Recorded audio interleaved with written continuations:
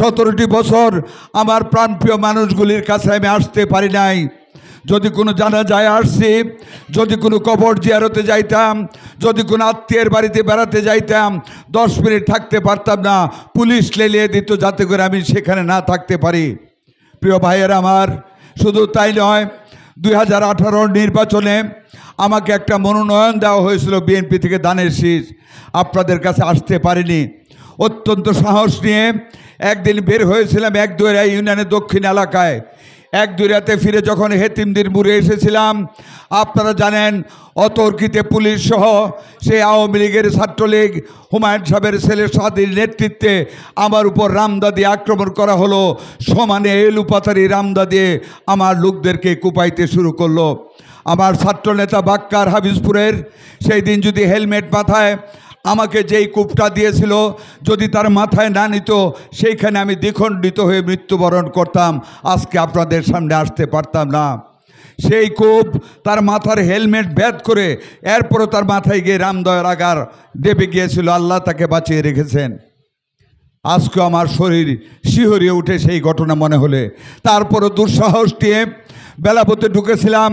আপনারা জানেন সেই বারুইচা চিপাঘাটে যখন আমি গেলাম, চতুর্দিকে শত শত রামদয়ের ঝঞ্ঝনানি অস্ত্র আমাকে হত্যা করতে আসতেছিল।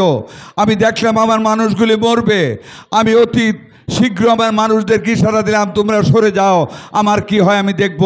আমি উপায়ান্তর না দেখে বিডিআরের গাড়িতে গিয়ে লাফ দিয়ে উঠলাম।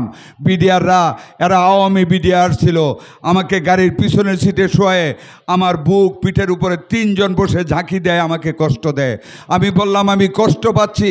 তারা উত্তর দিয়েছে কি জানেন? যে আসছিলেন কেন এখানে? কি দেশে বাস করলাম? 1971 সালে মুক্তিযুদ্ধ করলাম, মুক্তিযুদ্ধের কমান্ডার ছিলাম।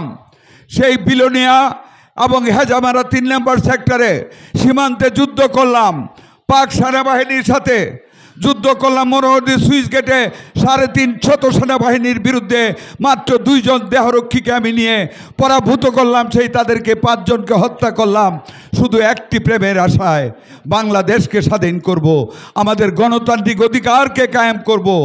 আমরা যেন পৃথিবীর বুকে দাঁড়িয়ে বলতে পারি আমরা একটা স্বাধীন দেশের নাগরিক। আর সেই সাখাওয়াত হোসেন বকুল একজন মুক্তিযোদ্ধাকে রামদাও দিয়ে কুপাতে আসে অপরাধ। আপনাদের কাছে ভোট চাই কেন? এই ছিল বাংলাদেশের অবস্থা। প্রিয় দেশ এলাকাবাসী, আজকে তাদের বিদায় হয়েছে। আল্লাহ সঠিক বিচার করেছেন। শুধু শেখ হাসিনা আওয়ামী লীগকে ধ্বংস করে যায় নাই, শেখ হাসিনা বাংলাদেশের রাজনৈতিক প্রতিষ্ঠানগুলিকে ধ্বংস করে গিয়েছেন। শেখ হাসিনা বাংলাদেশের প্রশাসনিক ব্যবস্থাকে ধ্বংস করে গিয়েছেন। আজকে লক্ষ লক্ষ আওয়ামী লীগের কর্মী পালিয়ে থাকতে হয়। সবাই কি খারাপ? না।